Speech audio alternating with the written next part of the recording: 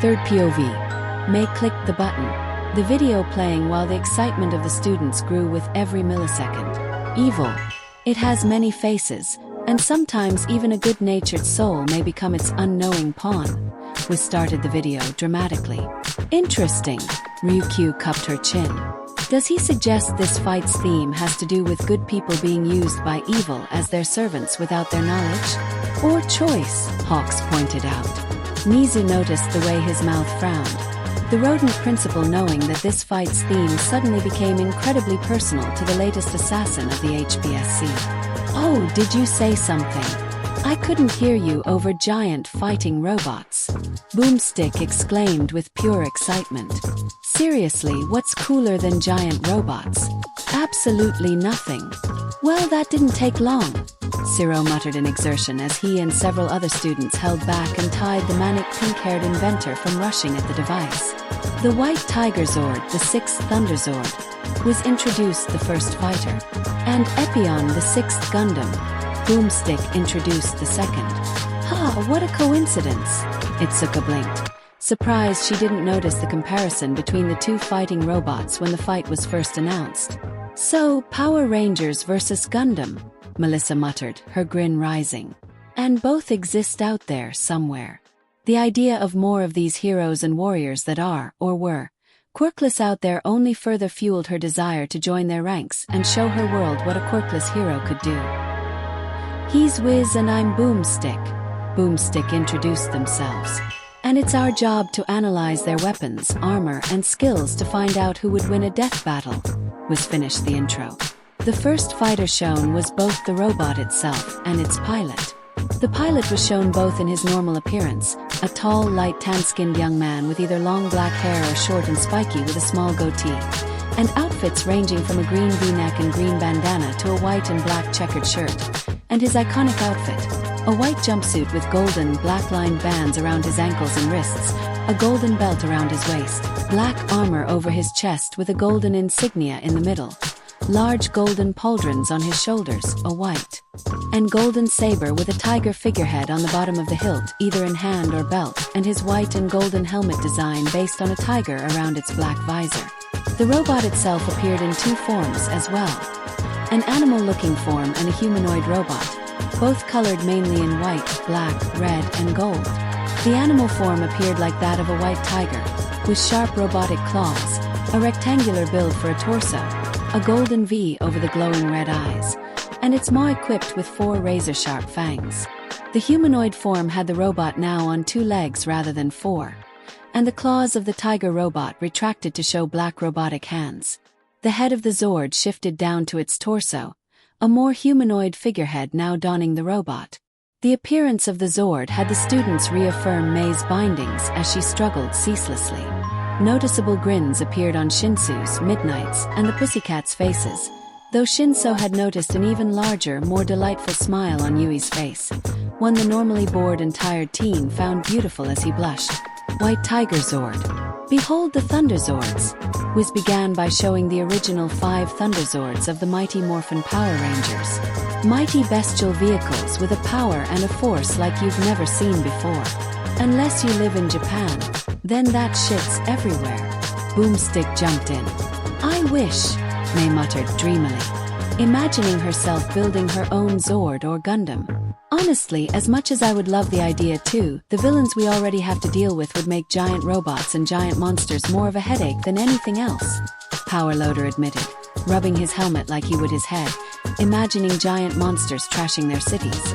I'll say, we already have a problem with this giant of an airhead stomping around the place. Midnight pointed her thumb at a certain blonde giant. Hey! Takayama exclaimed, offended. Despite the laughs that ensued, Kirishima and Mina shuddered, Powerloader's comment reminding them of the gigantic, terrifying monster they already encountered. The Thunderzords are piloted by the Mighty Morphin Power Rangers, 5 overbearing and over-emotional humans, was introduced the famous Rangers. Teenagers. Boomstick stressed the word out dramatically. It always does leave me pondering why teenagers or young adults are always the ones that are requested or destined to be Power Rangers rather than full-grown adults, Mandalay questioned. It does make sense when you think about it, Yui spoke up. Generally speaking, most teenagers have greater stamina than adults, can endure more and recover quicker, and can be nimbler and more dexterous. From a marketing standpoint, teenagers and young adults were always chosen to appeal more to kids, but perhaps more logically, these physical traits could be why they were chosen. Plus, while most rangers have to deal with school and part-time jobs, they have generally more availability than adults who would have jobs and other kinds of responsibilities that would tie them down from their ranger duties. For these reasons, it makes more sense to have teenagers be Power Rangers. The whole group looked at Yui with wide eyes and surprised faces. Yui blinked at the prolonged silence and stared at her and quirked her head to the side, confused. "This is the most I have ever seen talk," Mina said, wonderstruck that the normally silent beauty of Class 1B went on a paragraph-long explanation. "Yep, Yui here is a big fan of Power Rangers and Gundam. Really any kind of mecha anime." Izuku patted her friend's shoulder while said friend blushed in slight embarrassment. "So, she can get quite passionate about this kind of thing. Cute," Shinso thought. For over a year, these 5 heroes defended the Earth from the evil Rita Repulsa and her cronies, was explained, showing the infamous original baddie of the Power Rangers. "Ah, the original Power Rangers villain," Setsuna sighed in fond memory. "And her maniacal, wicked witch of the West cackle." But when her boss, Lord Zed, showed up and started beating some serious ranger ass, the team knew they needed some help, Boomstick said. Thus, a giant floating head in a tube and his robot buddy set to work building a new ranger with a new Zord, was revealed, showing both Zordon and Alpha 5 working on the new ranger. "Alpha 5! May squealed in delight. Gah! First giant monsters, air-brain girls and thick-head lugs, and now squealing mad scientists." Kyoko rubbed her ears from the pink-haired inventor's loud squeal, pointedly ignoring the pouts, both offended and comically depressed ones, from Mina, Nijire, Toru, Kirishima, and Tetsu. "Sorry ears, but I just loved that robot so much." May struggled against her bindings again. I present to you, the White Ranger," Zordon declared to the Rangers, a bright light shining down from behind them, the team looking behind them, shielding their eyes from the light, as the White Ranger floated down before them in his white and golden armor. "There he is, boys." Hantashiro raised his hands and began bowing repeatedly. "The best ranger of all time." Ciro's antics were copied by most of the guys, whereas the girls just deadpanned and stared at them like they were idiots. Of the guys who didn't participate in the faux worship of the White Ranger were Shoto and Shinso, both of whom stared at the group blankly, Bakugo and Monoma, who buried their faces into their hands, Komakiri 1 second away from smashing his head on this chair repeatedly, Koda, who was too shy and embarrassed, Tokoyami and Shoji, shaking their heads in disappointment, and Izuku who just sweat-dropped and chuckled nervously while Kuta followed suit with the boys and Eri looked entirely lost on what was happening. These are supposed to be our next generation of heroes, the ones meant to replace and succeed us. Endeavor stared down at the scene with twitching eyes, looking over to see Hawks, Fat Gum, and Maruko following along, while Ryukyu nervously chuckled and Edge Shot looked dead inside. Endeavor sighed acceptingly and depressingly. "Never mind. Tigerzord!" Tommy Oliver, the White Ranger, shouted as he morphed. The Tigerzord appeared, roaring out as it ran with the White Ranger on its head. "Ah, the nostalgia!" Kaminari exclaimed as if he had nut in his pants. "Why are you the way that you are?" Bakuga deadpan stared at Kaminari like he was dead to him, which he kind of was. Background: the 6th Thunderzord. Height: 152 feet / 46.5 meters. Weight: 158 tons / 136 metric tons. Power: 75,000 megavolts. Top speed: 115 miles per hour / 185 kilometers per hour. Pilot: Tommy Oliver RIP Jason David Frank. Power source: morphing grid. The White Tigerzord is a gigantic weaponized robo-kitty, Boomstick summarized. While cats are clearly inferior to dogs, I might make an exception for this one and take it home. This comment of course brought the unholy wrathful looks of Hitoshi Shinso, Midnight, the Pussycats, and unknowingly irked the mind of two certain UA teachers as they were driven to Tartaro's prison. Well, considering after it transforms to warrior mode, the Tigerzord weighs 150 tons and stands nearly 15 floors tall, I don't think you'll find one in a pet shop window, was stated as a matter of fact. And it's a transformer. Awesome, Boomstick exclaimed. Ha, I suppose I never thought of it that way. David blinked, surprised he didn't pick up at the similarity.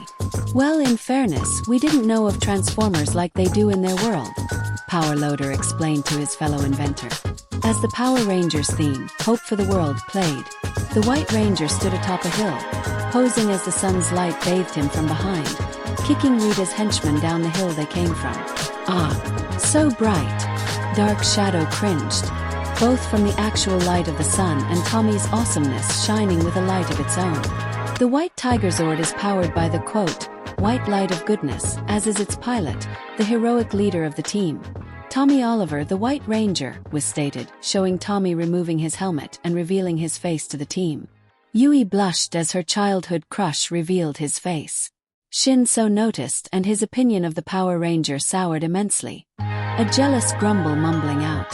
Unfortunately for him, someone noticed.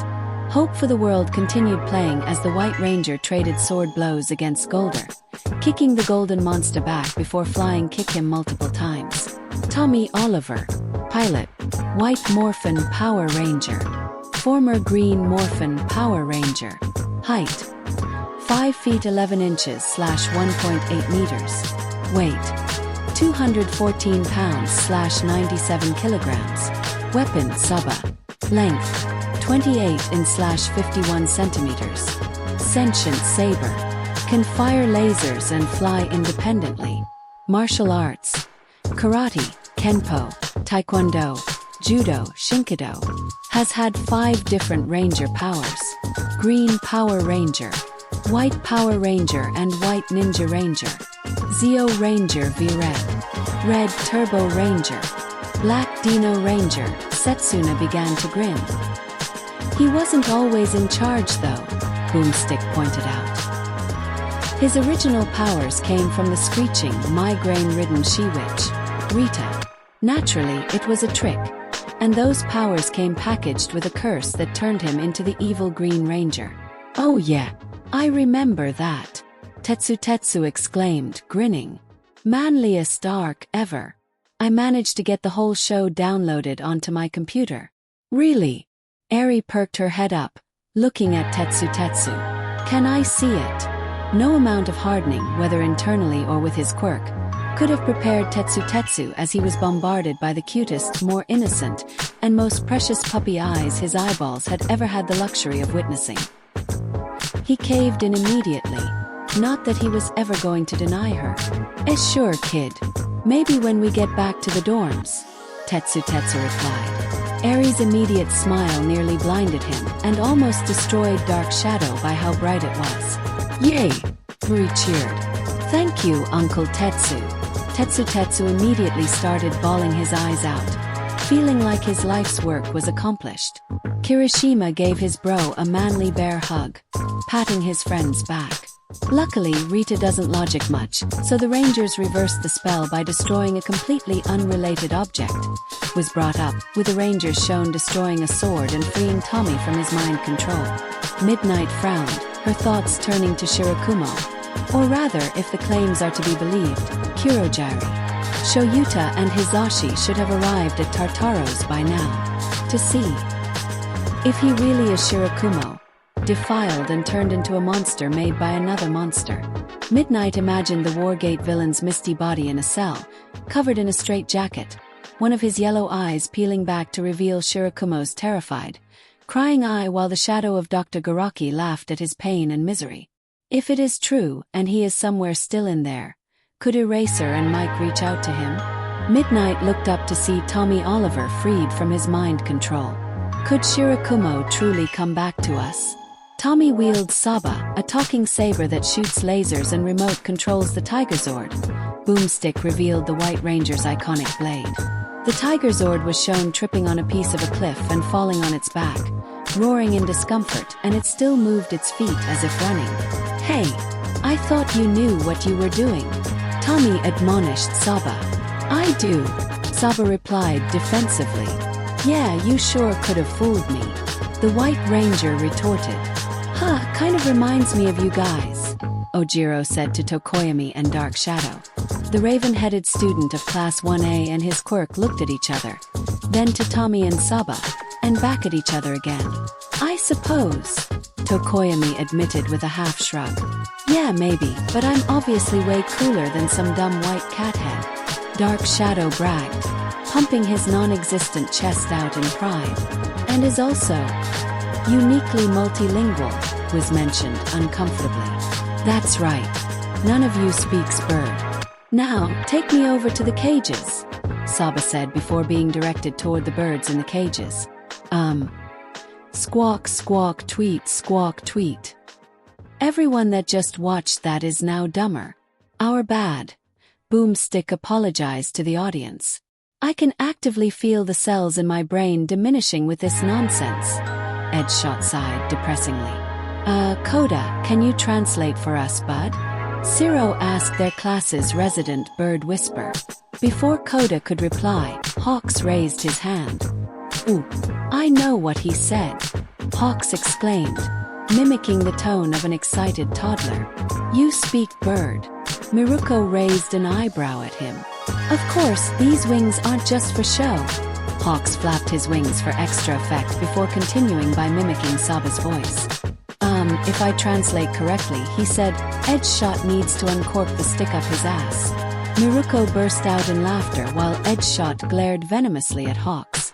Beside them, Ryukyu sighed futilely at their childishness while Endeavor restrained himself from burning Hawks's wings off. And the winged hero as a whole too. Arsenal. Golden Tigerzord. White Tiger Thunderbolts. Sonic Roar. Hyperspeed. Shoulder Charge. Pilot Mimicry. Setsuna's grin grew wider as another theme music played. And the girl suddenly squealed loudly in delight. Gah! What the hell was that for? Kyoka complained, flinching from the loud volume of Setsuna's squeal. That theme. It's the main one for the Power Rangers Dino Thunder. My favorite one. Tokage pointed out, her grin like that of a maniacal fangirl. Oh right, the one where Tommy became the Black Dino Ranger, Izuku elaborated. That was a good one. My favorite from that was Trent Fernandez, the White Dino Ranger. Izuku didn't fail to realize that a perhaps contributing factor to liking the comic book aspiring artist was his love to draw, much like his love of writing and drawing about heroes in his notebooks. Setsuna directed her grin to Izuku, and for a moment, the green-haired boy worried that she was going to pounce on him. Regardless of the fear such fangirl excitement triggered in him, Izuku smiled. Setsuna was obviously the newest and most recent addition to his heart from the girls, but in these few days since they started watching these videos, he's come to care for and even love the girl as much as the others. A playful tease like Mina, yet with an adorable, cute, sheepish side to her that she hides behind her cool girl attitude. Comes off as laid back and non-serious, but holds a serious and calculating leader in battle and a curious soul. It was that curious soul that had her finding out about One for All, how the two progressed to the friends they were now, and the feelings he has now. Now he can add her fangirl enthusiasm for anything Dino-related or kaiju, that mirrors his own for heroes and quirk, as another thing he relates with and loves about her. Yeah, that one was good, but I like Jungle Fury better. Itsuka expressed her favorite version. What about you guys? Mystic Force, Reiko replied. Samurai, Shoto answered. Ninja Storm, Tokoyami said. I rather enjoyed the SPD one. Ida relented and gave his 2 cents. I liked Megaforce, Momo Yaoyorozu admitted. I suppose we don't have to bother asking what your favorite is, huh, Yui? Setsuna teased. Can't beat the classics, Yui admitted shamelessly. In battle, the Tigerzord's tail doubles as a golden tiger sword, was revealed, which can light itself on fire, I assume, by sparking a robofart of some sort. Boomstick jumped in. See whiz. I can science too. But that doesn't make sense at all, Momo exclaimed, comical question marks hovering around her. The tail is not even connected to the posterior and dash. Shoo! Melissa pressed a finger over Momo's lips, making her stop her rambling. Momo, let's try not to explain Boomstick's idiotic logic. It would be in vain. Anyway, the Tigerzord knocks foes off their feet with sonic blasts, temporarily increases agility with hyperspeed, and shoots fireballs from its chest-mouth thing, Boomstick continued. Tommy removed one of the orbs behind him and inserted it into a slot. Outside, the mouth of the Megazord's torso lit up with the kanji for fire. White Tiger Thunderbolt. Armed and ready, the White Ranger declared, the Megazord firing a fireball out which struck Nimrod. The White Ranger laughed in victory. The Tigerzord's greatest asset, however, is its ability to mimic the movements of its pilot, was claimed. As the White Ranger threw a punch and later a kick, the Tigerzord mimicked the movements, striking once more at Nimrod, knocking her to the ground. So, it has super speed, sonic wave projections, a sword with pyrokinetic properties and projectiles, multiple forms with varying uses of effectiveness, and near-perfect pilot movement mimicry. Izuku listed off the Tigerzord's abilities. His writing and drawing going in speeds the students behind him couldn't keep up with. The Tigerzord in its regular Zord form is far more agile and could be used more to reach faraway locations faster. And the sonic roar could be useful in temporarily stunning foes, especially those with quirks that grant enhanced hearing like Kyoka and Shoji. However, the Megazord has the clear advantage in combat, especially hand-to-hand combat against similarly sized foes. His sword would be more precise and deadlier than the Zord's claws and fangs, and its pyrokinetic abilities would also be detrimental against ice or plant-based foes like Shiozaki, Kamui Woods, and Todoroki. Unless Shiozaki and Kamui Woods could entrap the Megazord enough to make it unable to move. However, then the fireballs come out of its torso through the lion's head, which would be hard to cover or avoid. Then of course there is the property damage and destruction that both Zord and Megazord could cause by accident given how most Zord fights go. And that was as far as the group could understand him before the verdant-haired teen's mutterings devolved into incomprehensible nonsense that even Endeavor struggled to keep up with. While Bakugo worked to wallop Izuku upside the head to get him to shut up, at least Kyoka's cheeks blushed when Izuku finally called her Kyoka without fail. So, it's important to determine how superhuman the White Ranger is, but he doesn't have many measurable feats, was stated. Fortunately, all Ranger powers are derived from the same morphing grid, a galaxy-spanning energy field, which balances all life. Wiz's analysis helped to snap Izuku from his mutterings as something clicked in his mind. All Rangers derive their power from the same source that can be shared and given to others, Izuku thought. The simplification of the Morphin Grid made it sound very similar to One for All, the quirk with the power to pass on from generation to generation, growing stronger as it did, and now seemingly passing on the quirk factors of those that came before. Izuku remembered that several Rangers lost or gave up their Ranger powers at many points, some even gifting them to others, like how Tommy Oliver became the Red Turbo Ranger before passing the powers and mantle over to T.J. Johnson. So, the Force, Boomstick guessed. Yeah, pretty much, Wiz conceded. This means all Rangers have comparable powers that we can use to measure Tommy's potential. Yes and no. Itsuka waved her hand in as a manner. I mean, each Ranger has unique abilities, be it elemental or otherwise. So it's not a one-to-one comparison. Maybe they are only going to be looking at physical traits like strength, speed, and endurance, Shota guessed. Still, seems a little weird to focus on that since I doubt the White Ranger's strength is also translated evenly with a giant robot's punch. Kaibara shrugged. SPD Green Ranger Bridge Carson once lifted and threw a 2-ton car at this poor girl, who he guessed was a demon. Boomstick revealed and showed the feat in progress. Luckily he was right, and a PR catastrophe was avoided. I just realized that most Power Rangers, wouldn't they be considered vigilantes? Vlad King questioned. I mean, there aren't any actual heroes or some kind of hero system in their worlds.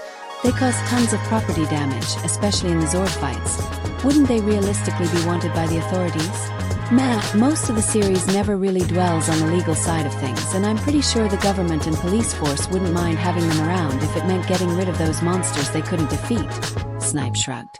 Additionally, I believe that there have been points in the series where the public knew about the Power Rangers and their identities and were even seen as official government and/or police enforcement like us.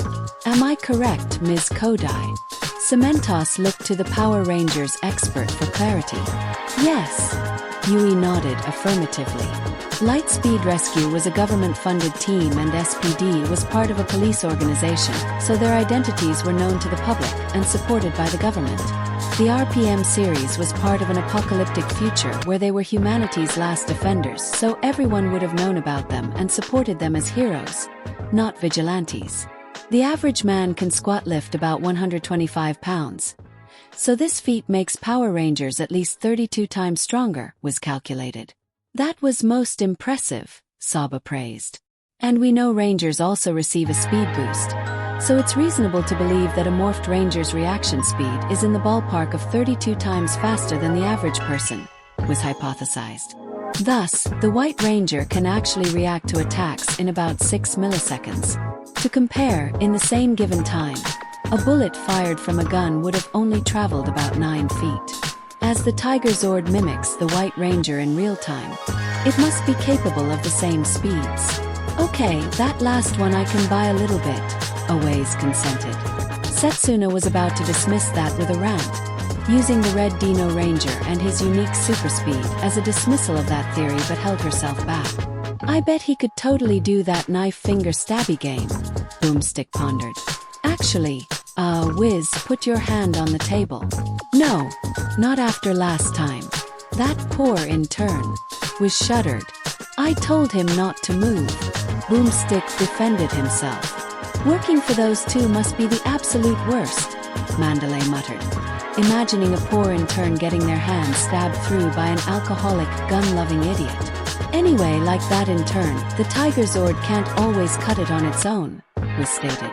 When that happens, Tommy's friends usually come in to save his ass, Boomstick said. But even though they won't be able to help him today, Tommy can still call upon his secret weapon. Each Power Ranger has his or her individual Zord, which only they can pilot, was revealed.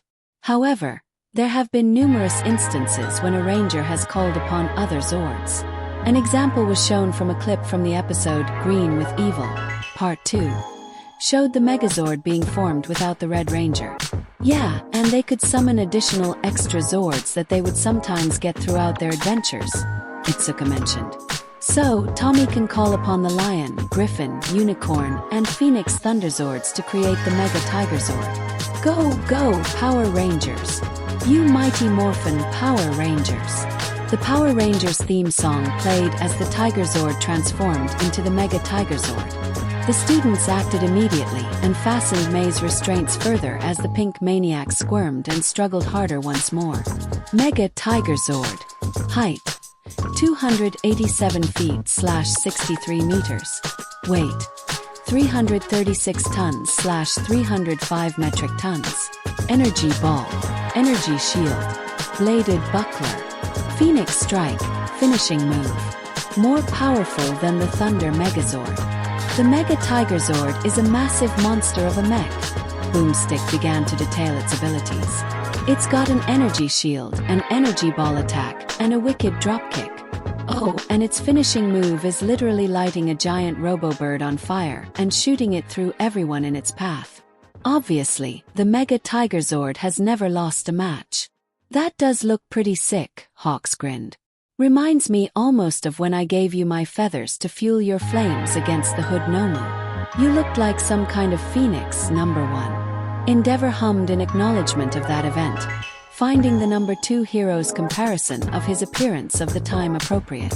It was then, after he won the battle and raised his fist victoriously, that he had felt reborn and fully committed to becoming the country's new number 1 hero, to be the symbol that maybe they didn't want or deserve in a man with such a horrid and disgusting past, but the one they needed for the moment, a symbol that he needed to represent for them as well as for himself, a symbol of new beginnings.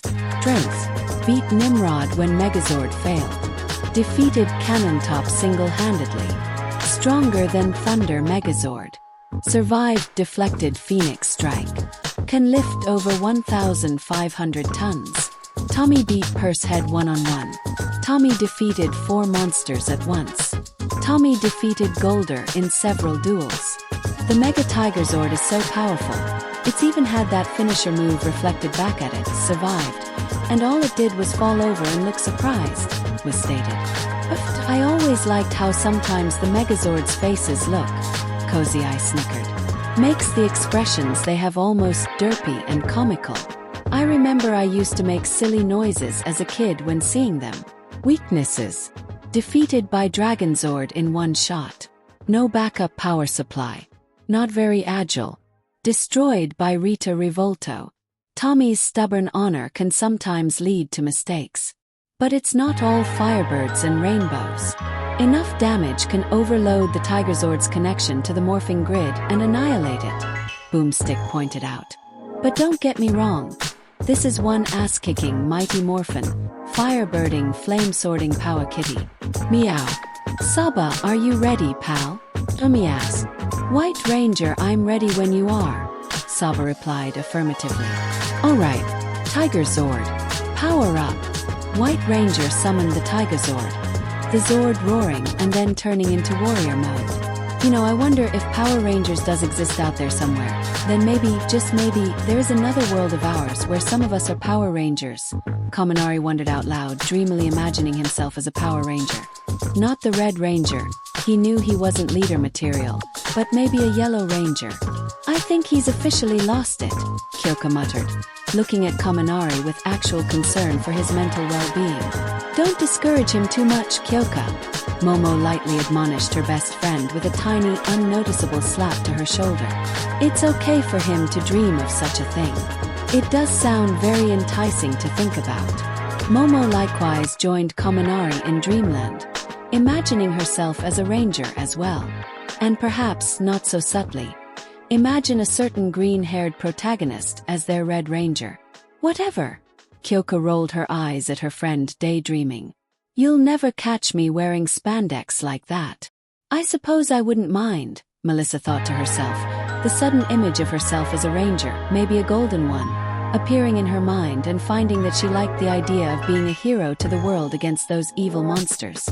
Regardless of fantasizing themselves as the spandex-wearing super team, the White Rangers and his Zord brought a lot of positive reactions out of the group, mostly from nostalgia for sure, but not without merit, as the good deeds and heroic heart of Tommy Oliver was still beloved by all who loved the Power Rangers series. The next fighter also showed both the robot and the man behind the metaphorical wheel. Said man was often shown in a red and gold military uniform with a gray helmet with white eyes masking the top part of his head and face, only showing the lower half, including his mouth and chiseled jawline, and the flowing platinum blonde hair that leaked out from behind. The times his face was shown had revealed his beautiful Nile blue eyes and the rest of his hair, which was parted on both sides of his face with a strand flowing down between his eyes. The man held an aristocratic air to him that blended with a sense of both duty and melancholy. The robot he piloted was far more awe-inspiring and iconic. The robot was covered and made in blood red and navy blue armor all over, from the red armored, spiked legs down the knees to the navy blue and red feet, the imposing shoulder pauldrons that spiked out diagonally, the imposing wings designed similarly to an angel, to the V-shaped helm and wing-like ears of the robot's head, while the navy blue was mostly present in the torso of the mech. Its thighs, hands, and face were a gray color, with gold claws overlapping the hands, peeking out from the mech's wrists. Green lines were traced along the soles of its feet. The center of its chest held within a white square as a green lens on its protruding chest, and its eyes glowed a poisonous green.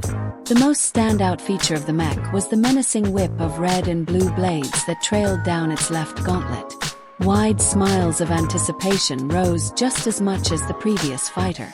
After all, this fighter and its inclusion all but confirmed the existence, somewhere in the multiverse, of the granddaddy of all mecha anime, Gundam Epyon.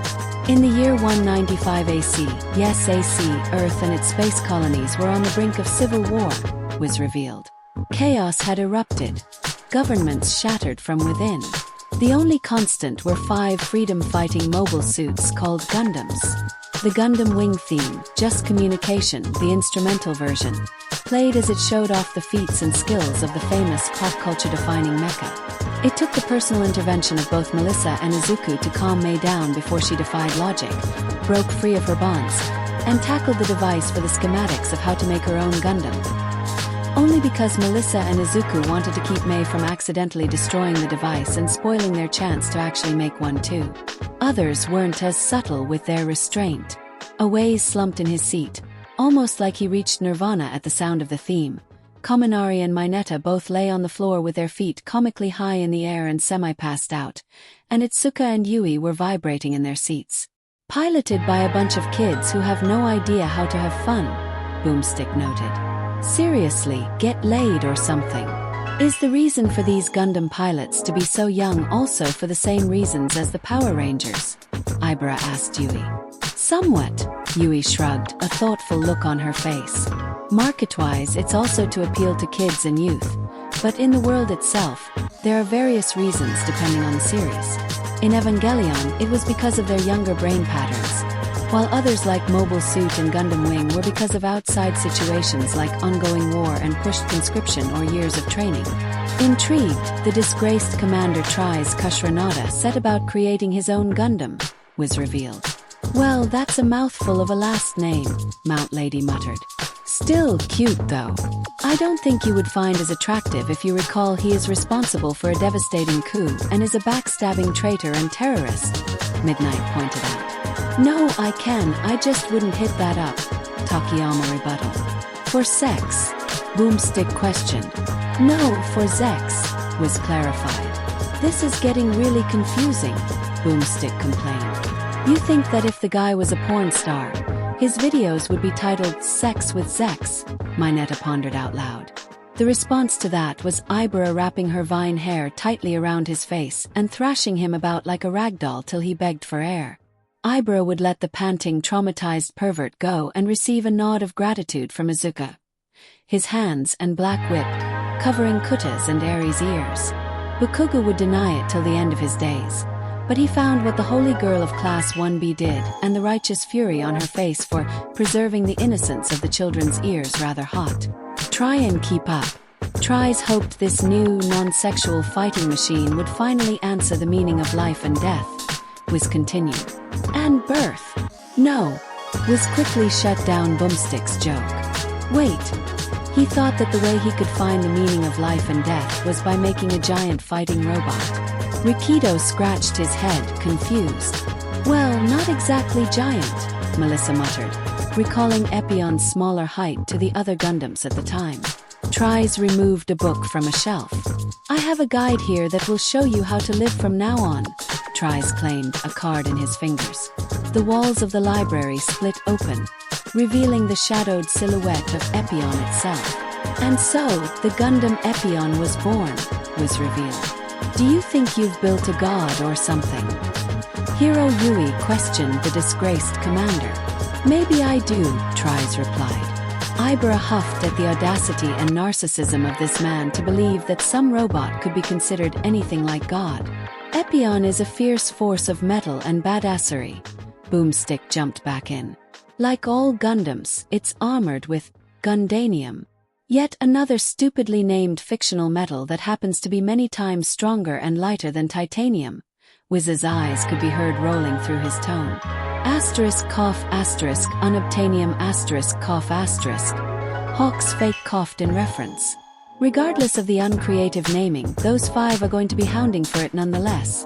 Ryukyu pointed to Mei, Power Loader, Yaoyorozu, Melissa, and David Shield, all still gazing at the Gundam and its sleek armor with hunger in their eyes. Background: the 6th original Gundam, Wing. Io. 13 MS Gundam Epyon. Height: 57 feet / 17.4 meters. Weight: 9.4 tons / 8.5 metric tons.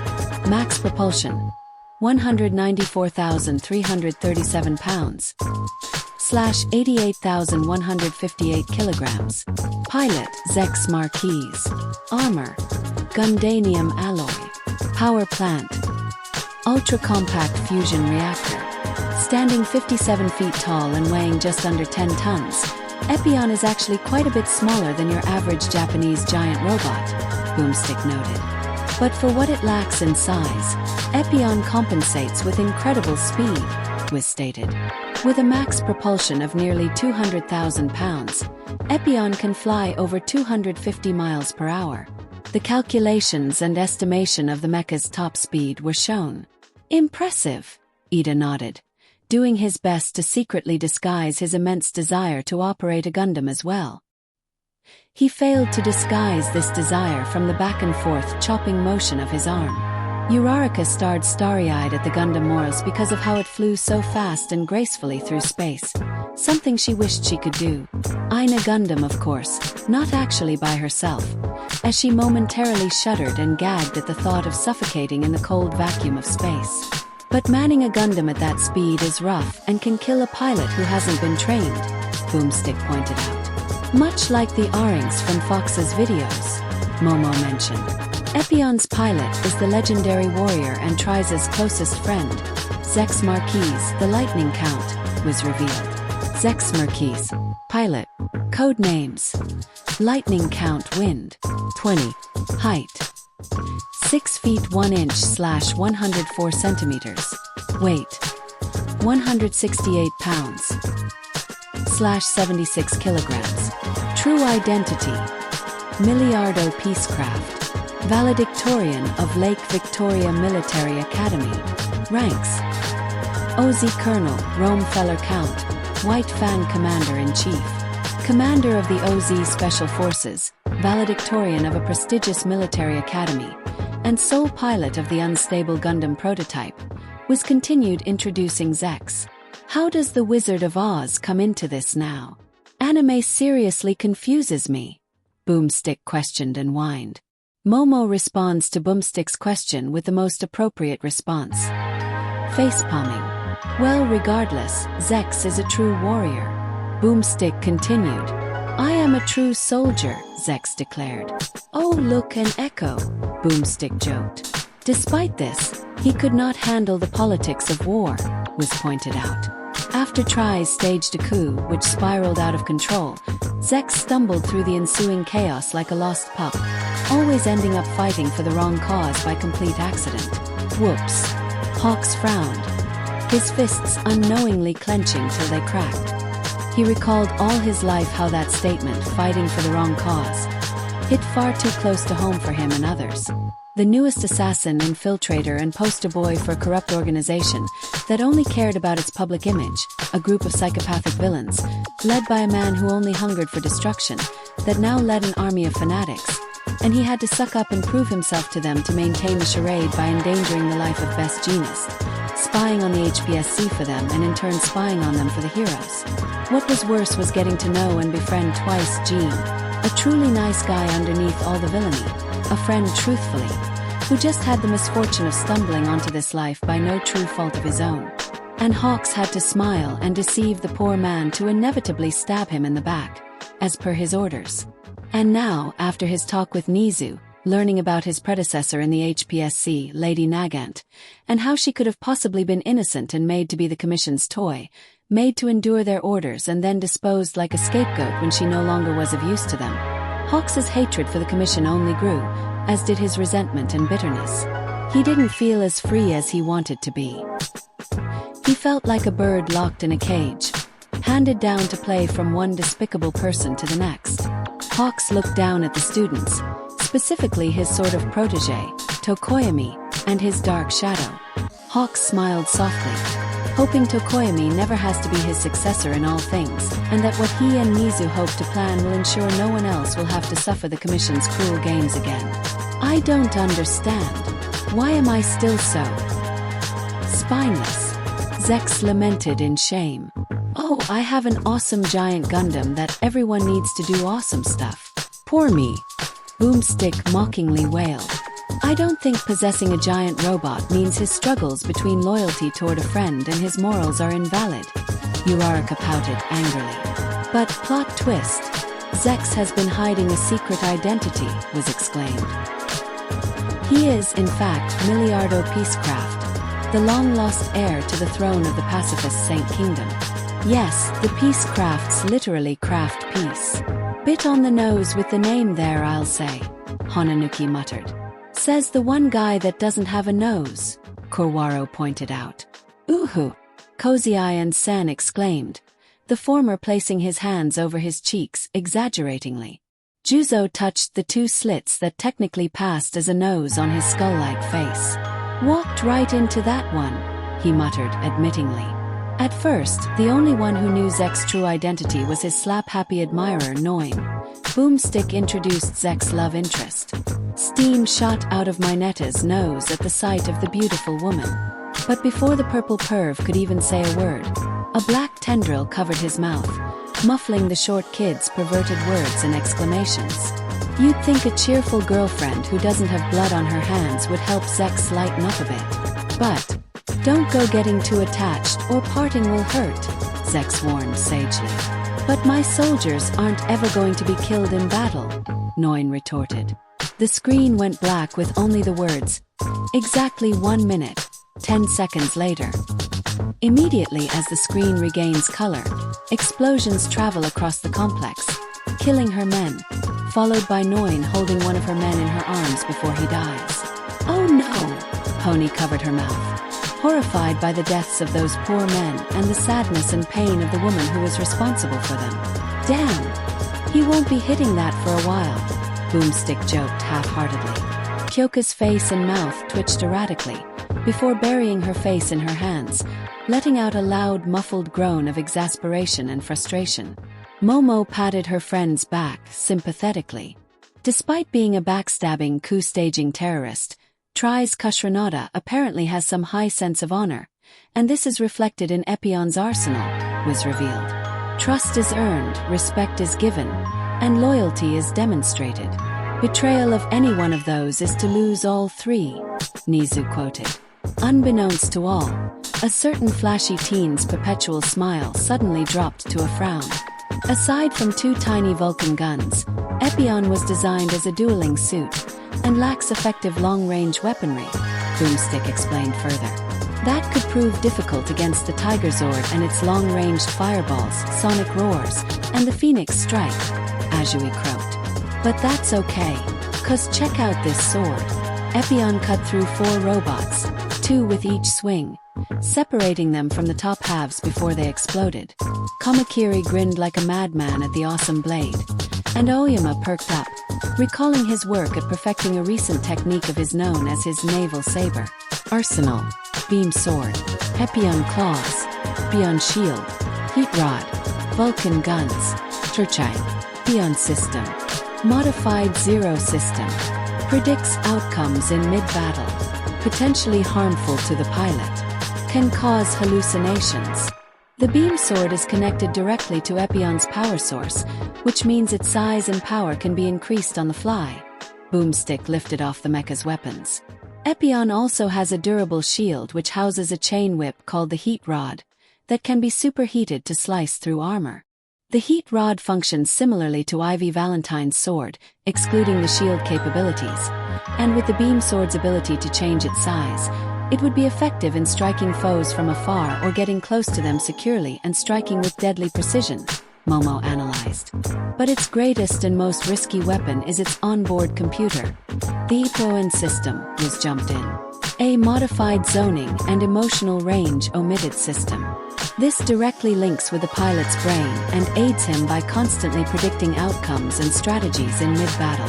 And unlike other Zero systems, this modified version shows Zex's opponent's face, as he's murdering them. Oh, that's right.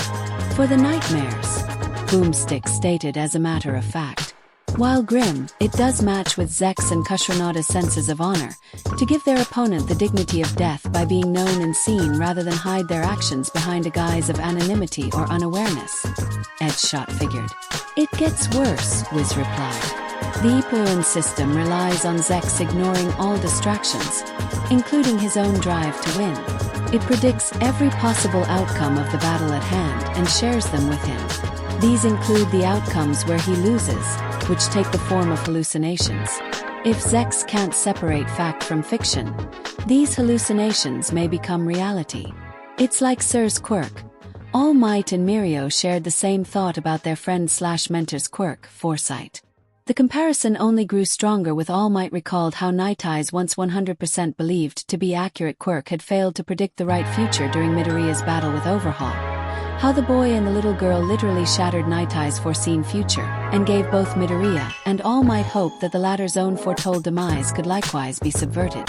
I suppose that makes sense for why it's not a flawless victory and he could still be defeated or overcome, 13 said. Strength. Held off 4 Gundams at once. Destroyed barge. Undetectable by most scanners. Survived explosion of Libra station.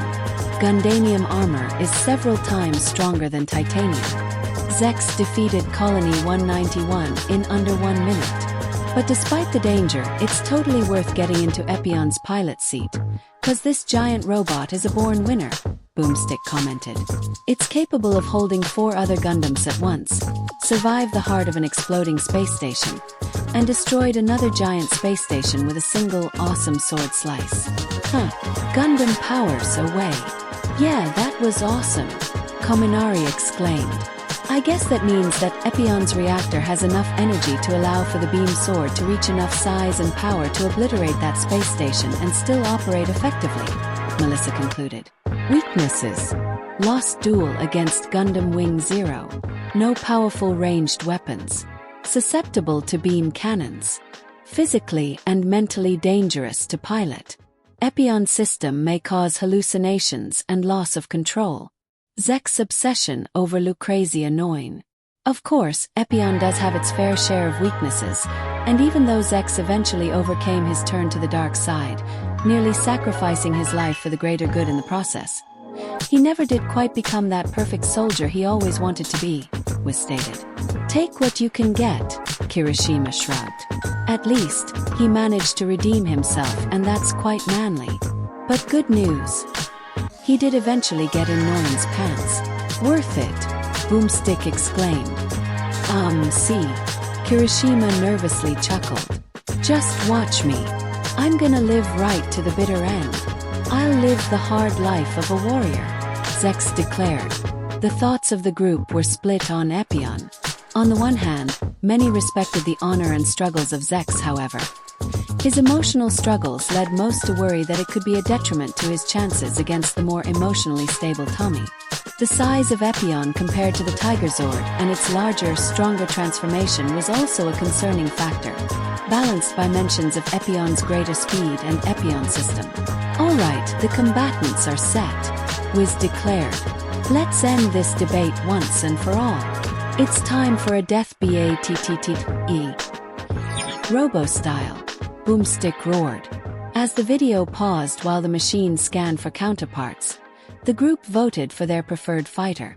Ultimately, those most notable who voted for the White Ranger and his Zord included Yui, her childhood crush on the White Ranger winning her vote, and Shinso, who while he grumbled about Yui's affection for the White Ranger, realized voting against him would only be a net negative for him, and Setsuna and Izuku, the two's fondness for the Power Rangers only heightened by Tommy's affiliation with the Dino Thunder Rangers. But the latter also voted for the Ranger because of the similarity the morphing grid had to one for all, and the Rangers all basically being teams of former quirkless heroes.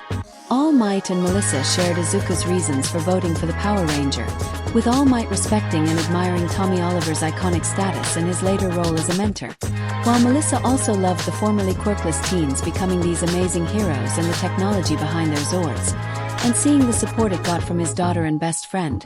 David Shield likewise voted in favor of the Tigerzord and its pilot. Itsuka voted for the Ranger's more martial arts-based combat and how it was reflected in the Megazords mimicking his style. Eri voted simply because of how cool the Power Rangers and their Zords looked, and Shiozaki, partly because of how noble Tommy was and partly despite the treasonous commander and his godlike mecha. Surprisingly, even Tokoyami voted for the Ranger. Despite being powered by the white light of goodness, Tokoyami and Dark Shadow were won over by Tommy and Saba's playful bantering and partnership mirroring their own. As for the Epyon voters, the most notable included Hawks, who sympathized and related to Zex's plight, finding that both he and the Lightning Count had their troubles when it came to the people they fought for. Uraraka voted for the more space-themed Gundam. The technology of the mech and its honorable dueling fighting style won over Momo, Power Loader, Ida, and Monoma. Kamakiri liked the more up-close and personal fighting style of the 6th Gundam, especially the changeable and deadly beam sword and heat rod. The flight, speed, and deadliness of the robot convinced Bakugo enough to vote for it. Mirio voted for the Gundam based on the Epyon system, and Kuta, who simply thought the Gundams looked cooler than the Zords. Finally, Aoyama also voted for Zex and his mech, though when asked for his reasons, Aoyama hesitated. While the student would ultimately recover and say that it was because of the flashy style, honor, and weaponry of the Lightning Count and Epyon, Izuku frowned as he noticed the subtle yet apparent frown on Aoyama's usually smiling face. Shockingly, Hatsum remained entirely neutral in the voting, unable to choose between the Gundam or the Zord. Multiversal counterpart detected.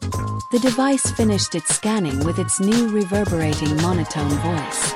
Tommy Oliver aka the White Morphin Power Ranger. Multiversal counterpart. Toshinori Yagi aka All Might. Wow, Toshi, who knew that our symbol of peace would be counterparts to the most famous and powerful ranger of them all? David grinned, his tone not at all surprised but welcoming of the discovery. Ha ha ha. I am honored to be the counterpart to this beacon of justice and goodness for all the generations. All Might laughed, morphing himself momentarily into his buff state. Funnily enough, knowing that Tommy Oliver's counterpart was All Might made it very much easier for Yui to finally let go of her crush on Tommy. It was no offense to All Might. The man in his muscular state was the wet dream for many women of their world, but Yui couldn't but feel disappointed that a certain someone wasn't her knight in shining armor. That certain someone felt all his previous bitterness vanish and suddenly felt more chipper for some reason. Miliardo Peacecraft aka Zex Marquise. Multiversal counterpart. Kigo Takami aka Hawks. Huh, so this is how it feels to find out about one of your counterparts firsthand. Neat, Hawks smiled, but it clearly did not reach his eyes from what Nizu saw.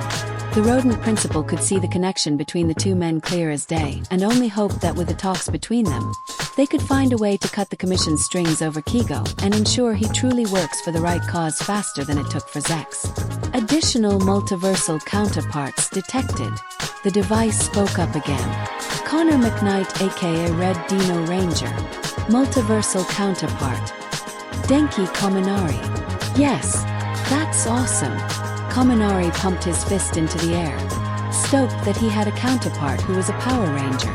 Wait, I understand why it would be showing the counterparts for other Power Rangers, but why the Dino Thunder Rangers specifically?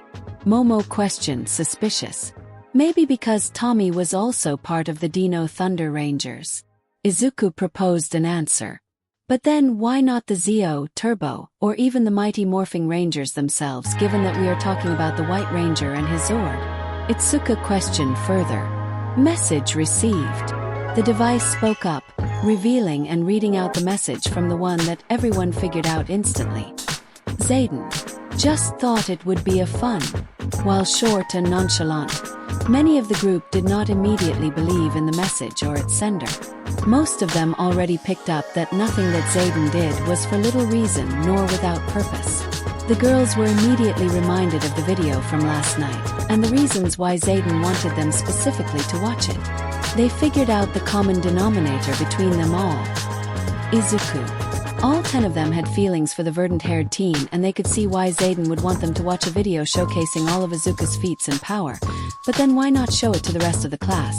The class that included his best friends in Todoroki and Ida, his childhood friend, Bakugo, his semi-adopted daughter Eri, and Kuta, who idolized Izuku like a hero and semi-father figure, or any of the rest of Class 1A that Izuku had formed friendships and bonds with. But then there were the mysteries behind the video, the connection it implied between Izuku, All Might, Nana Shimura for some reason, and those other people that looked like spirits or ghosts, ones that Nana Shimura also looked like.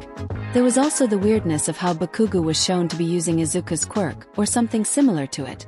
How Izuku was able to float like Nana Shimura, as the video implied, the implication behind those multicolored stars, or Izuku's fight with Shigaraki that shouldn't have happened. The only one of them that had an inkling of knowing was Setsuna. She knew that the stars and their connection between All Might and Izuku was one for all. She knew that Shimura and those ghosts were the vestiges of the quirk's past wielders, and how Izuku floating must be him unlocking Shimura's quirk like he did with Black Whip. But the reason why Zayden wanted the 10 of them to know any of this was what was lost to Setsuna. Or rather the answer she suspected she dreaded to think out loud. Does Zayden want for them to know about One for All? Setsuna looked to the girls she had formed the sisterhood with. Technically, my girls in 1B are also honorary members too, but Zayden excluded them. And the only reason could be because they didn't love like Izuku do. Even though she acknowledged her feelings for the boy, it still left her a blushing mess to say the L word. Anyway, I know about One for All. Zayden may have purposefully planned for me to know about One for All with those episodes he gave Izuku that made me sneak after him. But does he want me to tell the girls about One for All too? Ethan James aka Blue Dino Ranger. Multiversal counterpart. Ejiro Kirishima. Manly. Kirishima grinned, his arm hardening. If I remember right, he had a cool power where he could harden his body like the faceplate of a triceratops. That must be one of the reasons that connect the two of you, Tetsu said, hardening his own arm as well, holding it up for a fist bump. Nice, man. Lucky. Thanks, man.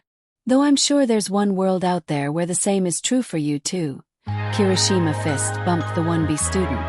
Kira Ford aka Yellow Dino Ranger. Multiversal counterpart. Kyoka Jiro. What was that you said about you never wearing spandex, Jiro? Mina's teasing face crept closer to Jiro's shocked face. Well, it does make sense if you think about it. Izuku tapped his pencil against his chin in thought. Both Kira and Jiro are fantastic singers that know the guitar, and Kira's pterodactyl scream could be comparable to Jiro's heartbeat distortion blasts. Izuku immediately shut his mouth when a finger jack was pointed at his face, the jack leading to a bright red-faced Jiro. PP please, G-Green, shut up. Jiro stuttered, her blush only worsening after Izuku called her and her counterparts singing, fantastic. Trent Fernandez aka White Dino Ranger. Multiversal counterpart. Izuku Midoriya.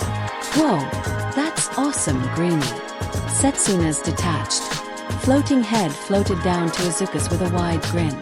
You, my favorite fellow green hair. Counterparts with one of my favorite rangers. I could just kiss you. Izuku's face went atomic red, the closeness and the statement in Setsuna's words nearly making him pass out. Careful there, Tokage. Don't want to make Jiro over there jealous, do ya? Kaminari spoke out, a shit-eating grin on his face. Don't both Trent and Kira end up hooking up by the end of the show? Shut up, Kaminari. Jiro, Setsuna, and Izuku, all red-faced, yelled at the hysterically laughing Kaminari.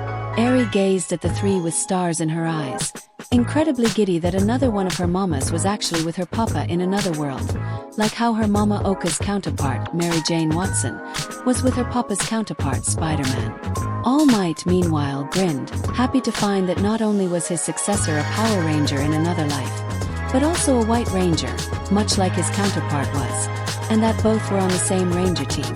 However, that last part was tempered a little by the reminder that this White Ranger also had the misfortune of being an evil brainwashed ranger that his counterpart had to fight at one point. Commander tries Kushranada. Multiversal counterpart. Rikiya Yatsubashi. At the sight of the long-nosed leader of the Meta Liberation Army, and now general of the Paranormal Liberation Front, Hawks narrowed his eyes. He thanked whatever god or multidimensional being or whatever there was that Mizu had activated those jamming towers all over UA to keep Skeptic from listening in. Hawks didn't want the upcoming war between the villains and the heroes to have been kick-started early because of one of their leaders being compared to a traitorous, backstabbing, terrorist like he was. Yeah, clearly not as attractive. Mount Lady's face scrunched a bit at the personally unattractive man with his rather long nose and receding hairline. Who is this guy? Kaminari scratched his head.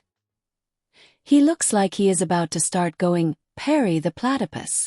The man is Rikiya Yatsubashi, the president and CEO of the Detnerat Company, David Shield said, eyes narrowing in suspicion. His company produces support items for everyday lifestyles based on certain quirks. Yeah, I've heard of the guy, Powerloader nodded. Recently, they've been venturing into the hero support industry. So, why is the president and CEO of this company suddenly the counterpart to a backstabbing terrorist? Cozy Eye asked the elephant in the room. I'm not sure, Momo replied, eyes dancing with memories of the past. My father had me be a part of a meeting he had with the man when discussing some business between them. He seemed friendly and charming enough, if not for the weird look he had in his eyes when I showed him my quirk. I was dismissed from the meeting, but after it was done, my father warned me not to make any sort of contact with the man or his company. For whatever reason he would not say. Mizu let out a sigh of relief. He didn't know he was holding. If what Hawk said was true, this man was the leader of the Meta Liberation Army before he surrendered the army and his allegiance to the League of Villains. This was the man who had gathered and radicalized the country's worst quirk extremists, supremacists, quirkists, and victimized metamorphics under a banner of over 100,000 strong, all to overthrow the country under Destro's dogma. While the freedom to use one's quirk and a stop to the discrimination that metamorphics face isn't by itself a bad thing, Destro's words raised problematic ideas, including the civilian use of quirks without proper training or restraint, which would result ultimately in unnecessary collateral damage and casualties. Supremacist ideals that those with the strongest quirks held more power and sway than supposedly weaker ones, and ostracization, and even implied genocide, of the ungifted quirkless. In the end, whatever good and progressivism Destro had once advocated was twisted, embittered, and had gone down a path of turning a once noble sentiment into a radicalized terrorist cell. And it was now under the control of a young man who wanted nothing more than the complete and total destruction of hero society, if not society as a whole. The makings of a new threat even greater than Destro or All for One. And despite his misgivings with the commissions, this was one evil he and the heroes could not let rise. The fact that this Destro had attempted to gain the support of Yairosa's family and company was already worrying, and made Mizu wonder just how far their influence spanned. Ultimately, with no satisfying answers given, the group just let it slide, and continued, the device adhering to their wishes and unpausing the video. The video began again in a barren, hill-covered area, the sounds of thundering footsteps and mechanical gears grinding as the camera moved. Finally, the large foot of the Tigerzord in warrior mode stopped its walk, the screen panning up to see the White Ranger standing atop the robot, holding Saba in hand, who in turn was controlling the Zord.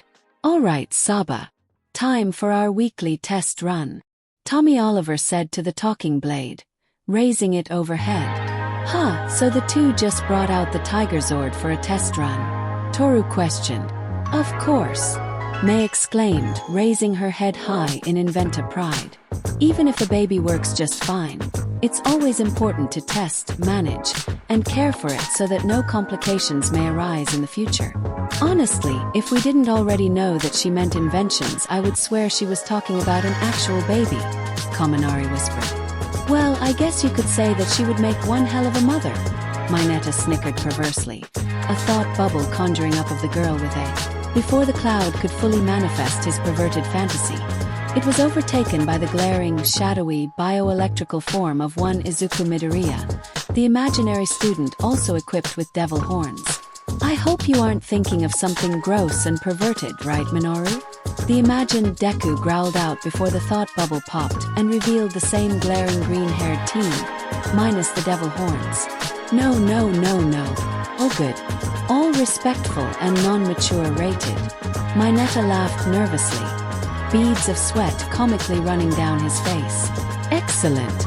Let's test the weapon systems. Saba complied, the Zord's weapons humming to life. Just make sure the safety systems are on dash. Just as the White Ranger said this, a fireball blasted from the Tigerzord's chest as the Zord fell onto its rear. Probably should have said that earlier. Ochiko's sweat dropped.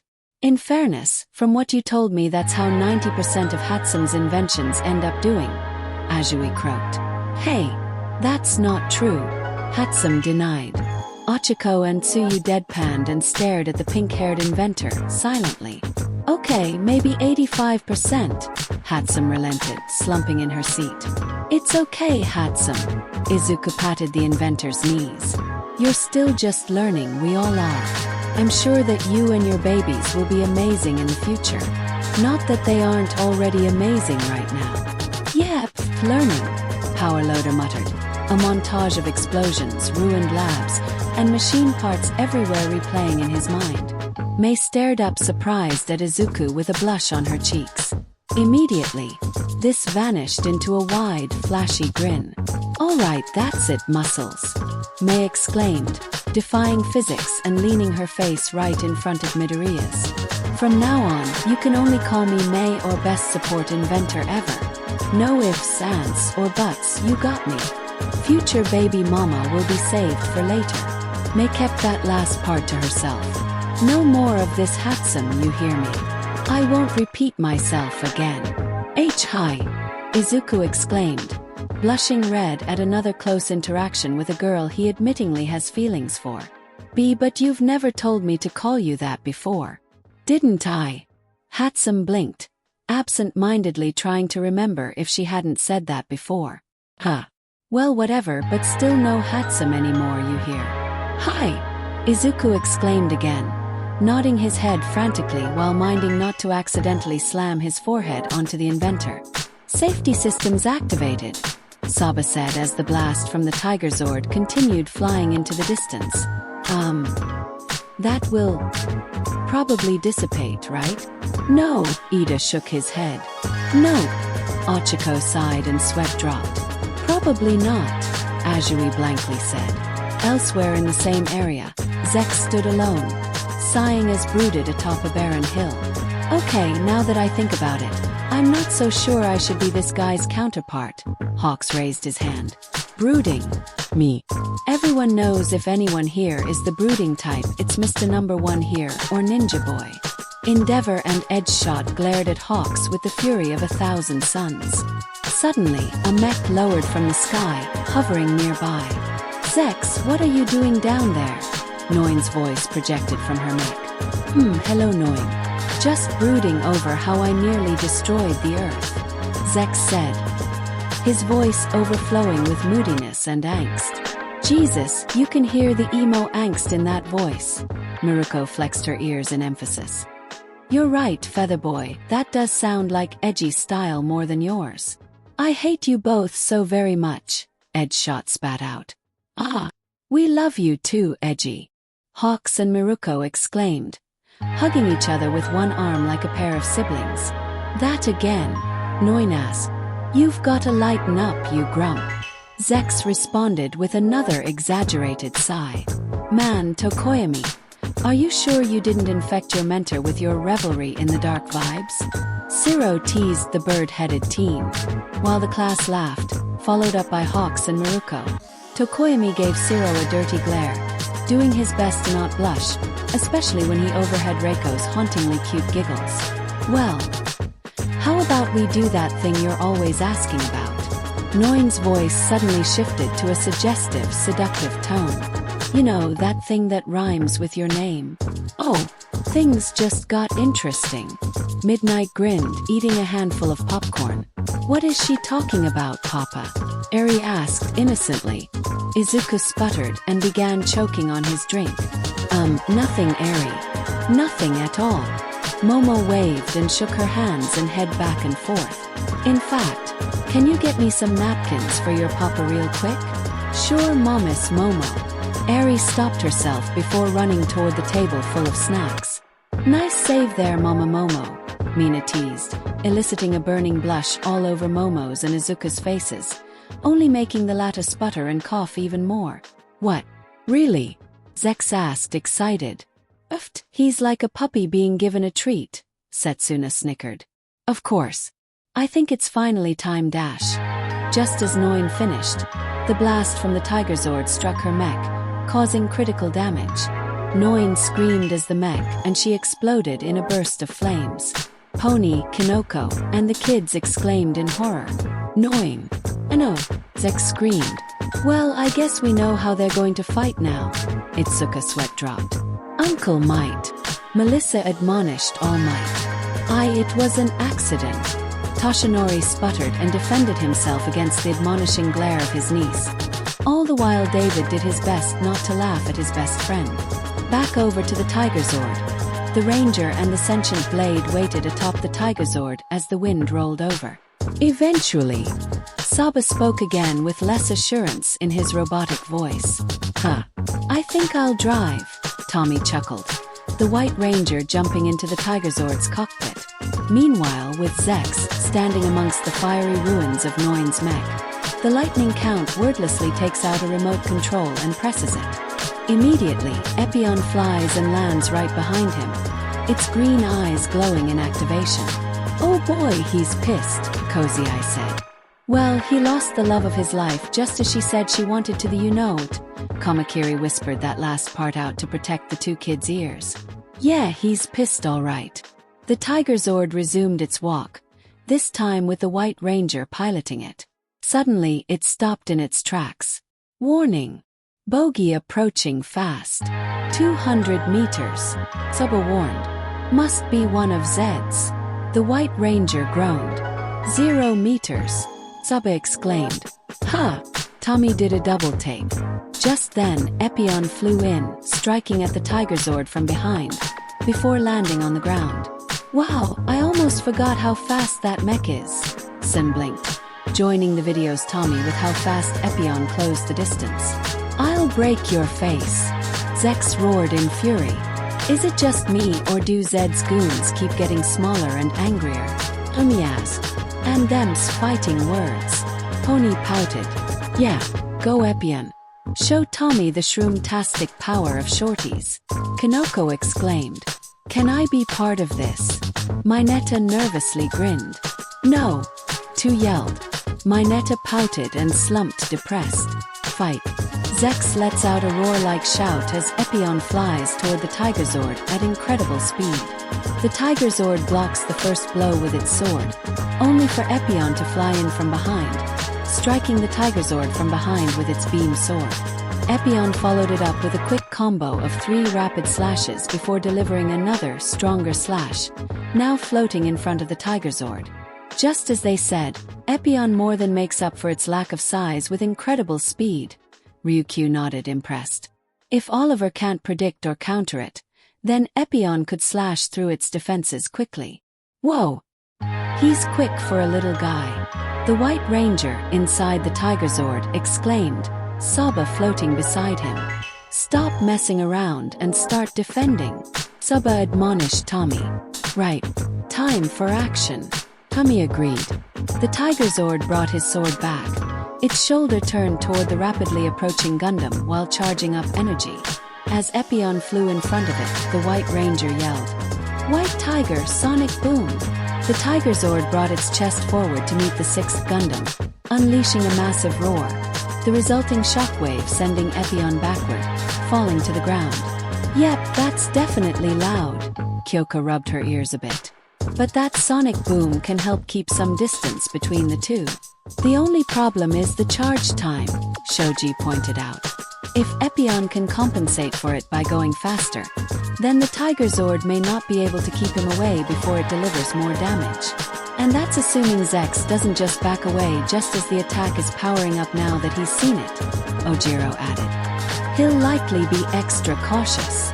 Alright Saba, I want the Tigerzord to follow my every move. The White Ranger ordered the sword in his hand. The Ranger lifted Saba over his head, before swinging twice with a yell. The Tigerzord replicated his movements, defending against Epyon's beam sword. The two mechs began to swing their swords rapidly, keeping up with each other in a dance of blades. This is awesome, Kamakiri exclaimed. Good old-fashioned robo-sword fight. This must be what the Ranger ability comparison was useful for, Nairenjiki pointed out. With the enhanced speed of a Ranger, it's helping the Tigerzord keep up with Epyon's speed.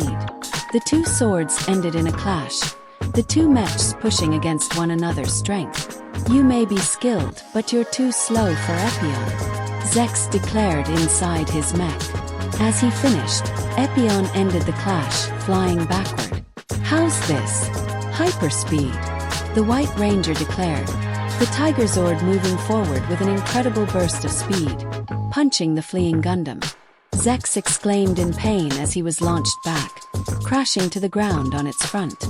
Zek's attempt to gain distance from the Tigerzord, likely to form a plan of attack, but didn't account for the Tigerzord to have caught up with hyperspeed. Momo analyzed the fight. And with the Zord's greater height and the enhanced strength of a ranger, any blows from the Tigerzord could prove incredibly dangerous for Epyon. Ida nodded. The Tigerzord stomped its foot in front of the downed mech. Time to stamp out some evil, Tommy exclaimed. Heh, he can quip just you like Toshi, David chuckled. Ha ha ha. I suppose so, old friend. All Might laughed, back to his muscled form. Sometimes, we heroes can do with a bit of humor to put ourselves as well as others at ease. Like young Midoriya's counterpart, Spider-Man does blah. All Might debuffed, spitting out blood as he returned to his skinny form. A pro hero should also know when to not strain themselves needlessly to not cause injury. Recovery Girl admonished the foolish pro and whacked him over the head with her cane. What kind of nurse hits her own patients? Toshinori exclaimed in response, shielding himself from her blows. The kind that won't take your suicidal turns to your buff state without admonishing. Recovery Girl retorted. The Tigerzord moved to stomp its foot downward on Epyon. But in slow motion, Epyon flew out of the way, just in time. After retreating far enough away, Epyon fired its Vulcan guns at the Tigerzord while it flew back. The bullets stuck onto the Zord's hind legs with little to no effect, the Zord turning around to block more of the attacks. Unfortunately, Epyon's Vulcan guns don't appear to do much damage. Snipe tilted his hat. Huh. What are you playing hard to get? Alright then. Go long. The White Ranger chuckled. The Tigerzord began charging up power. White Tiger Thunderbolt. Fire! The fireball flew from the Tigerzord's chest and toward Epyon. The Crimson Red Gundam activates its shield, a glowing green force field encasing it. As the fireball connected, the blast still knocked Epyon back. Clearly, the Tigerzord has the greater firepower if it can still affect the Gundam past its shields, Cementos commented. Inside Epyon, the Epyon system began beeping, flashing red lights all over Zex. The Epyon system indicates that you've shown your full arsenal, the lightning count commented. Wait, it can tell that? Shirhai questioned. Yeah, remember that the system can pretty much predict the future, so it must be able to tell that all of the Tigerzord's abilities were used, Aways replied. All the weapons in its warrior mode, May pointed out. The Tigerzord began charging up once again. Fire! The White Ranger roared as 3 more firebolts shot out of the White Zord, rapidly. Epyon flew toward the Tigerzord, evading all 2 of the bolts gracefully. Just as it seemed like the 3rd bolt managed to hit Epyon, the 6th Gundam appeared again, slashing at the Tigerzord's legs nearly instantly, damaging them heavily. He's slashing at his legs, Ibera said. As they say, the bigger they are, the harder they fall. Jirota adjusted his glasses. Epyon flew upward toward the Tigerzord's head, ready to deliver the final blow. You're finished, Zex declared. Suddenly, before the lightning count could attack, the screen flashed completely white. Ah, the light! Dark Shadow exclaimed at the sudden white light. Gah! I agree with the talking shadow. What in the world was that? Monoma begrudgingly agreed with the 1A student's quirk, rubbing his eyes from the unpleasant flash. Was it perhaps the white light of goodness being used as a counterattack? Mount Lady questioned, putting air quotes on the power of the Ranger and Zord. The wasteland came back, now shown in a sepia tone color, Epyon's frozen mid-attack and the Tigerzord nowhere in sight. What? Zex exclaimed, confused, ceasing his attack and looking around. I second that, what? Pixie Bob scratched her head at what was happening. Epyon turned around to stare at a massive shadowed mech appearing over him, its arm raised, ready to strike with a gleam from its hand. What's that? Zex questioned, alarmed. The Mega Tigerzord, Shinso widened his eyes. Did the White Ranger somehow transform the Zord into it? Yui smiled, pleased that Shinso was able to make out the Megazord with just its shape. The shadowed mech's arm and chest started glowing, the latter charging with electricity while the former with what looked like fiery energy. The sound of a bird screeching as well as a lion roaring was heard before the mech unleashed its attack. "The Phoenix Strike," Yui gasped out. The screen was completely white as Zex let out a death scream. "Wait, is that it?" Uraraka asked, fearful that her fighter lost. "Is it?" Itsuka repeated the question, hoping her fighter somehow won already. Then the wasteland gained color again, Epyon, intact and unharmed, back to hovering over the Tigerzord, still in its warrior mode. "Excuse me, what happened?" Pixie Bob questioned, extremely confused. "The Epyon system," Mirio answered. It must have shown Zex a vision of the future where he died getting destroyed by the Megazord's attack. "But now he's vulnerable," Ragdoll jumped in. "He's too busy dealing with the vision that he left himself open." "Quick, Tommy. The circle on its chest. It must be a weak spot," Saba pointed out. "Right," Tommy agreed. "He's going to punch the reactor," Pony exclaimed in fear. Getting back up, the Tigerzord stepped back and prepared a punch. White Ranger Tiger Power. White Ranger Dash. The Tigerzord's fist moved with incredible speed, and then the theme cut abruptly as the Zord's punch landed with no effect. "Ahaha!" Miruko burst out laughing at the anticlimactic ending to the punch. "Oh, come on!" Sin threw his hand in the hand. "That's it. What about that thing being his reactor?" "I think that was just added for flair," Melissa chuckled nervously. "And even if it was, I'd imagine that the reactor would be just as, if not more armored than the rest of its body for that exact purpose." "Humph, don't get cocky," Zex scoffed. "What? He didn't explode?" Tommy Oliver exclaimed, shocked. "Well, this defies all logic," Saba complained. "Now, it's the White Ranger that has left himself vulnerable," Edgeshot pointed out. Epyon quickly flew away from the Tigerzord, lashing out the heat rod as it gripped the larger mech's leg. The Tigerzord fell over on its front, knocking the White Ranger and Saba down. "Whoa, we're grounded," Tommy exclaimed. "Tommy, call the Zords," Saba advised. "You got it." The White Ranger agreed, picking Saba and raising him high. "I need Thunderzord power. Now." "He's calling the Zords," Shinso stated. Just as the vision foretold. Dark clouds began to cover the sky, lightning striking around multiple times. With its sword raised high, the Tigerzord called upon the 4 other Zords.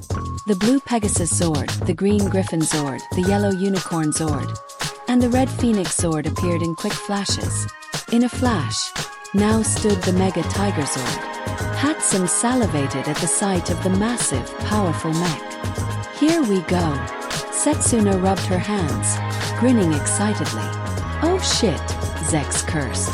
The Mega Tigerzord charged toward Epyon, who tried to block the blow with the heat rod in shield mode but was knocked back by the incredible strength of the Megazord. Epyon was then grabbed mid-tussle by the Mega Tigerzord, placing the mech on its feet while flipping over, before landing on the ground on top of it. Epyon was knocked upward, allowing the Mega Tigerzord to unleash a series of devastating punches over and over, before winding up and knocking it upward even further with an uppercut. "Hold shit. That was awesome," Kaminari exclaimed. "Whose side are you on?" Mineta wailed in anger. "Hey, I can admit when a combo is cool," Kaminari defended himself. "Those punches would definitely have done some heavy damage." Sato winced with every punch. The Mega Tigerzord jumped after Epyon and flew above it, delivering a wicked dropkick, sending it back to the ground. "Now that was a dropkick," Miruko, master of leg-based combat, approved, grinning wildly. The Megazord then put both of its arms up into the air, charging up an energy ball, before hurling it downward. Epyon managed to regain control and avoided crashing into the ground. "No, not like this," Zex declared. Epyon turned to face the oncoming energy ball, morphing the heat rod into its shield form to block the attack. The Mega Tigerzord puts its arm up and begins charging up an attack. Zex paused as the shadowy mech in his vision performed the same move, finally realizing the implication of his hallucination. "Here it comes," Zex predicted. "Oh." Izuku blinked, not liking where this was going. Yui agreed, her normally stoic face morphing to one of anxious worry. The Mega Tigerzord brought its fist down, unleashing a giant energy beam. "I feel your love reflection."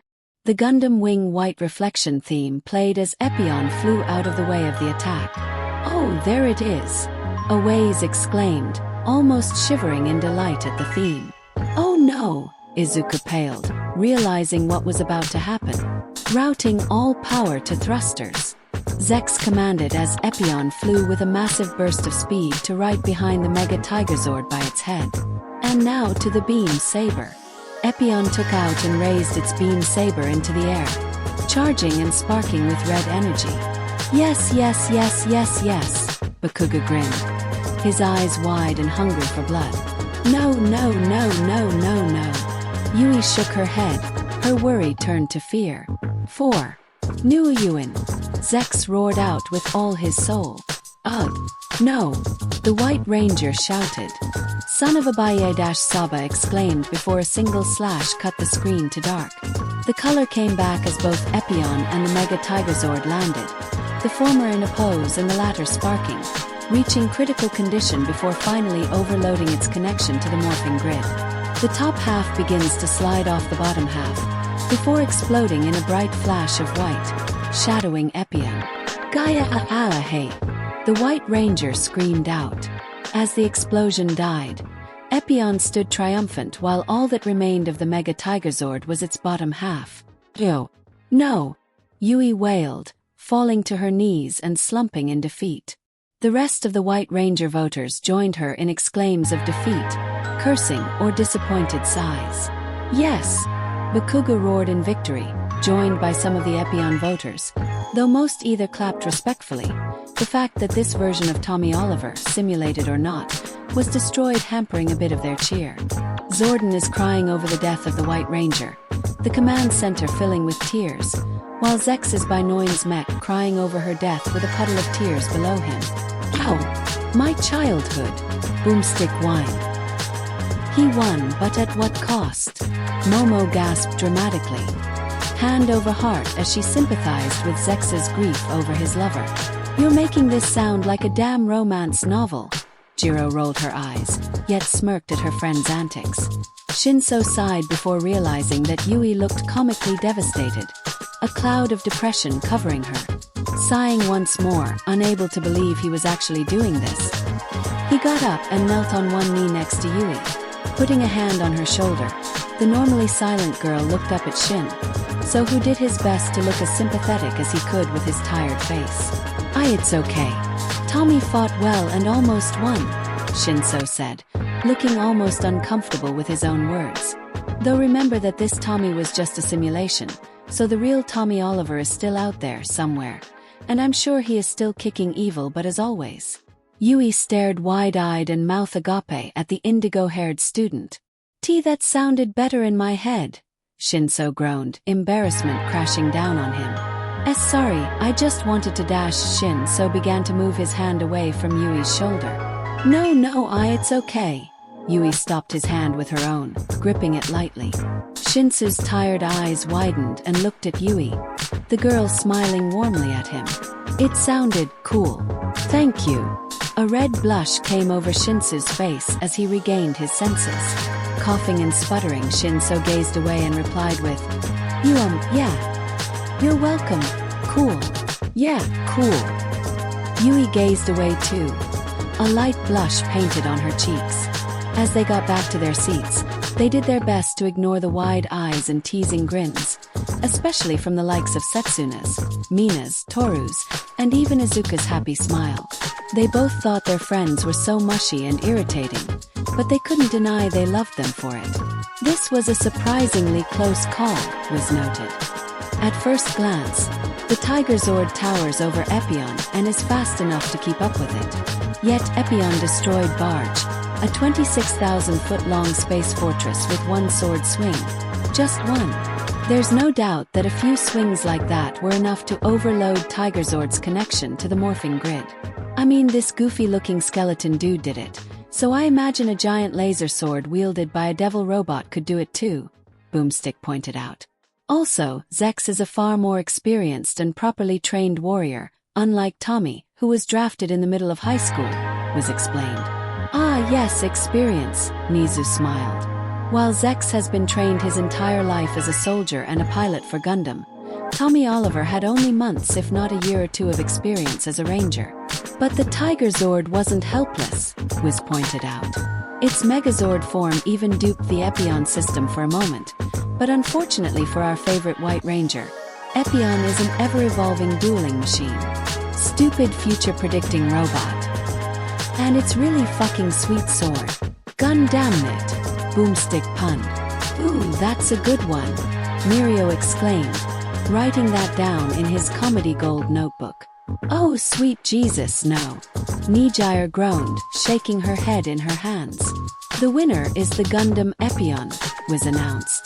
Claps sounded for the match while hands shook and bet money was given. Well, it sucks that Tommy lost, but it's nice to know that out there some of us are rangers. Izuku smiled, happy to know that he had a ranger counterpart in Trent Fernandez. His cheeks blushed when he remembered that Jiro's counterpart was Kira Ford, who liked the white Dino Ranger and were seemingly a couple by the end of the show.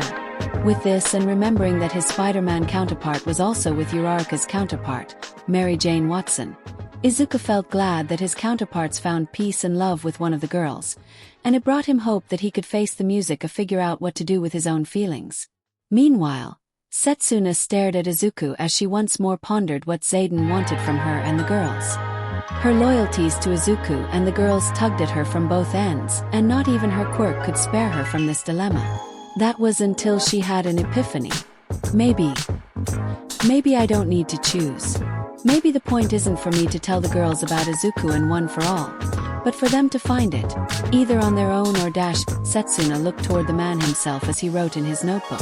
Or by Izuku himself. It occurred to her that she and the girls made a pact to keep the information of the video from the class as Zayden wanted, but never in that agreement did she say not to tell Izuku about it. Every one of them was focused on figuring out Izuku's secrets. They didn't bother to remind themselves that they couldn't go to the man himself. Sure, maybe it was obvious that they wouldn't because they thought Izuku would keep the secrets to himself if confronted, but then they didn't know one of them already knew his secrets and could talk with him. I won't rat out Izuku's secrets. He put his faith in me and I won't break it. But that doesn't mean I can't ask him to tell it to them instead, Setsuna decided. Maybe this is what Zayden wanted, for me to ask Izuku to tell the others and maybe get closer to him by proxy. For him to be with us. Setsuna hoped perhaps that was the case, even if it meant she had a multidimensional being playing matchmaker with all of them. As she mentally decided this, the device continued with the teaser for the next fight. Next time on Death Battle, Boomstick began the teaser. Dramatic music began playing, rising with every scene as the two latest combatants were shown. One was a short and spiky black-haired man, his muscular body in a white GI, with a red belt around his waist, a red bandana wrapped tightly around his forehead, and red martial arts gloves on his hands.